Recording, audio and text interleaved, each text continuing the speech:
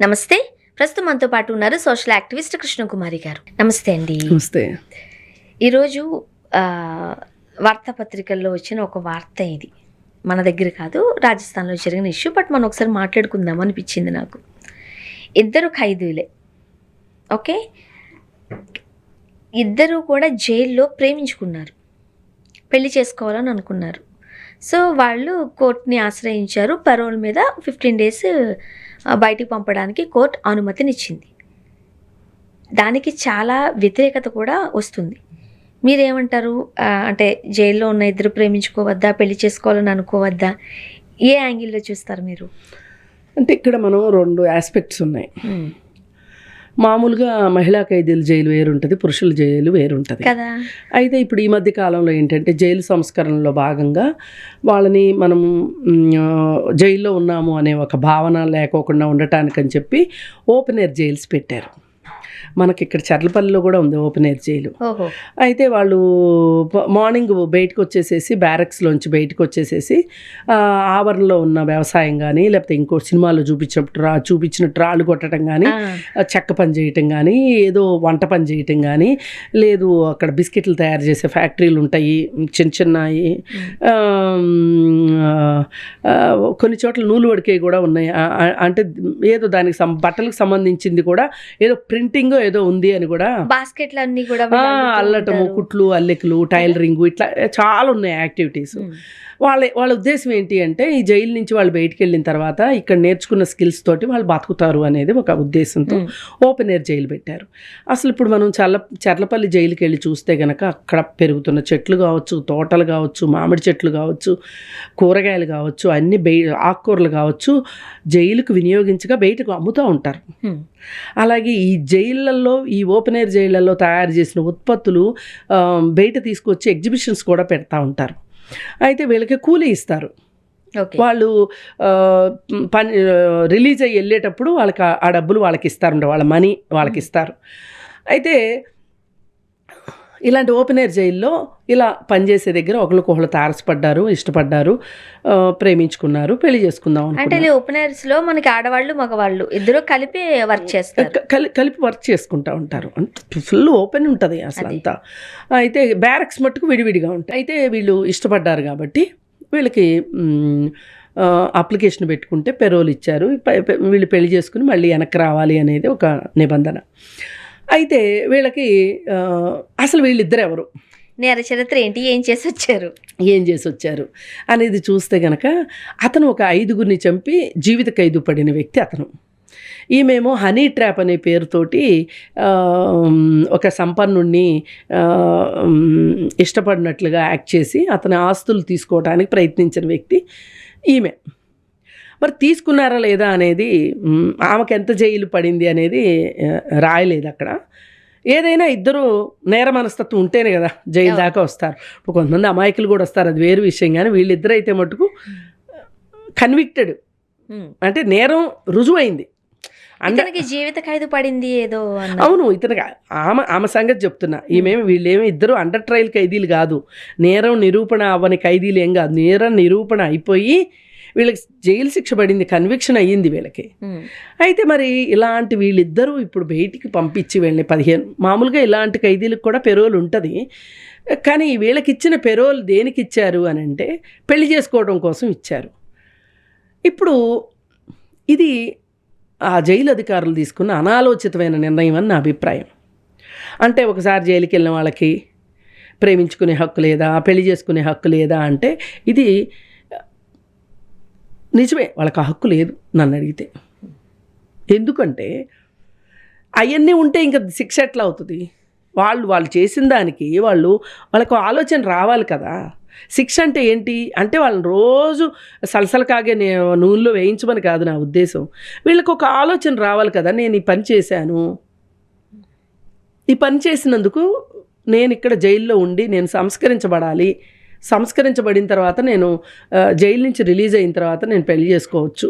Jail నుంచి release అయ్యాక ఈయనకి ఇష్టమైన వాళ్ళు వస్తే పెళ్లి చేసుకోవచ్చు, అది వేరే విషయం. ఇప్పుడే అంత తొందర దేనికి? ఇది చాలా తప్పు అని నా ఉద్దేశం. ఎందుకు? ఇంకొక రీజన్ ఏంటి అంటే ఇతని ఆలోచన సరళి, వీళ్ళిద్దరు ఆలోచన సరళి మారాలనేది ఒకటి. రెండోది ఏంటి అంటే అసలు వీళ్ళిద్దరికి ఒకవేళ ఆ అమ్మాయి గనక గర్భం దాలిస్తే గనక ఈమె జైలుకి వచ్చిన తర్వాత ఆమె జైల్లోనే ప్రసవించాలి.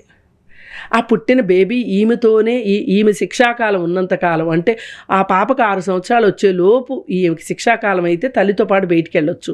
లేదు అంటే కనుక ఆ పాప 6 ఏళ్ల తర్వాత మళ్ళీ ప్రభుత్వ గృహాలకి వెళ్ళాల్సిన అవసరం పడుతుంది. ఆ పిల్లకి అంత శిక్ష, ఆ పిల్లోడు వాళ్ళకి అంత శిక్ష ఎందుకు వేయాలి? వాళ్ళు ఎందుకు జైల్లో ఉండాలి? ఇప్పుడు జైలు వాతావరణంలో పుట్టి పెరిగిన పిల్లల మానసిక స్థితి కూడా వేరేలా ఉంటుంది. ఎలా ఉంటుంది అసలు? పైగా వీళ్ళిద్దరూ సీసీ కెమెరాల పర్యవేక్షణలో ఖైదీలు ఇద్దరు మాట్లాడుకుంటున్నా కానీ పెద్ద పెద్ద ప్లాన్లు వేయటానికైతే అవకాశం ఉండదు. ఇప్పుడు వీళ్ళిద్దరూ 15 రోజులు బయటికి వెళ్తున్నారు. వీళ్ళిద్దరూ నెటోరియస్ క్రిమినల్స్. వీళ్ళిద్దరూ అసలు ఈ 15 రోజుల లోపల ఇంకొక గొప్ప ఘనకార్యం చేయరని కూడా గ్యారంటీ ఏంటి? అసలు రేపు ఒకవేళ వీళ్ళకి పిల్లలు పుడితే వాళ్ళ పరిస్థితి ఏంటి?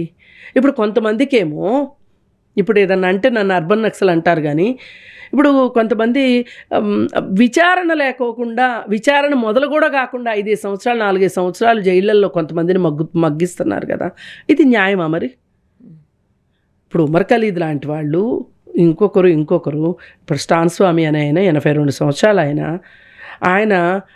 ఆయనకి డిమెన్షియా జబ్బు, పార్కిన్సన్స్ జబ్బు ఉండి ఆయనకి చేతులు వణుకుతాయి.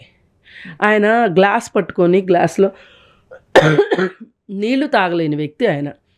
అయితే ఆయన అడిగింది ఏంటంటే ఒక టంబ్లర్ కావాలని అడిగాడు. టంబ్లర్ ఇవ్వలేదు. చనిపోయాడు జైల్లో ఆయన. ఆయన చేసిన నేరం ఏంటి? అడవుల్లో ఉన్న గిరిజనులకి చదువు చెప్పటము, గిరిజనుల వాళ్ళ హక్కులు ఏంటో వాళ్ళకి చెప్పటం ఆయన చేసిన తప్పు. ఇది నేరం వీళ్ళ దృష్టిలో. ఆయన వయసుకి, ఆయన ఆరోగ్యానికైనా మీరు ఇవ్వాలి కదా. కానీ జనరల్గా ఇస్తారు కదండి, టంబ్లర్ ఇవ్వడంలో వచ్చిన ఇబ్బంది ఏముంటుంది వాళ్ళకి? కాదు, అదే నేను చెప్తున్నా. ఇప్పుడు వీళ్ళకి పెళ్లి చేసుకునేంత అవకాశం వీళ్ళకి ఇచ్చినప్పుడు వాళ్ళకి టంబ్లర్ ఇవ్వలేదు. 5 సంవత్సరాల పాటు ఏ విచారణ లేకోకుండా అండర్ ట్రయల్ ఖైదీలుగా ఎందుకు ఉంచుతున్నారు వాళ్ళని? అండర్ ట్రయల్ కూడా కాదు, అసలు ట్రయలే స్టార్ట్ కాని ఖైదీలుగా కొంతమందిని ఎందుకు ఉంచుతున్నారు అంటే వాళ్ళందరూ జనాల కోసం పనిచేస్తున్న వ్యక్తులు. ఇలా జనాల కోసం ఎవరైనా పనిచేస్తే మీకు ఇలాంటి గతే పడుతుందని చూపించడం కోసం. ఇప్పుడు మనం ఇన్నిసార్లు స్టాన్ స్వామి గురించి చెప్పుకుంటున్నాం కదా.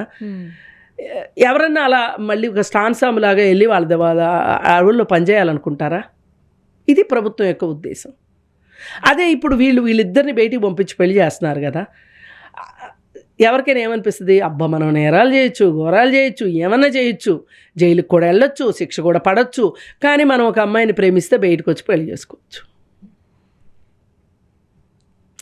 మనం ఏమి సంకేతాలు ఇస్తున్నాం సమాజానికి? ఇది కదా ఆలోచించాల్సింది.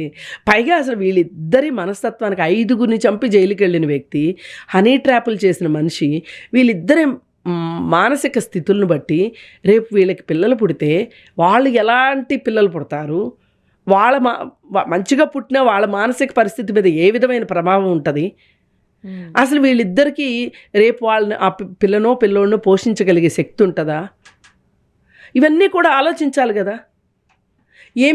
ఏమి కొంపలు అంటుకుపోయినాయి అని. ఇప్పుడు ఆ మధ్య తిహార్ జైల్లో ఒక అతను ఉన్నాడు. ఉండి అతను ₹1,00,000 షూ వేసుకున్నాడని, ₹1,00,000 జీన్ ప్యాంట్ వేసుకున్నాడని చెప్పి అసలు జైల్లో ఉన్న వాళ్ళకి అంత ఖరీదైన బట్టలు ఎక్కడి నుంచి వచ్చినాయి అంటే దానికి సమాధానం లేదు. వాడు జైల్లో కూర్చుని బెయిల్స్ ఇప్పించే స్కాములు చేశాడు వాడు. ఎలా జరుగుతున్నాయిరా బాబు అంటే ఇగో ఇలాగే జరుగుతాయి.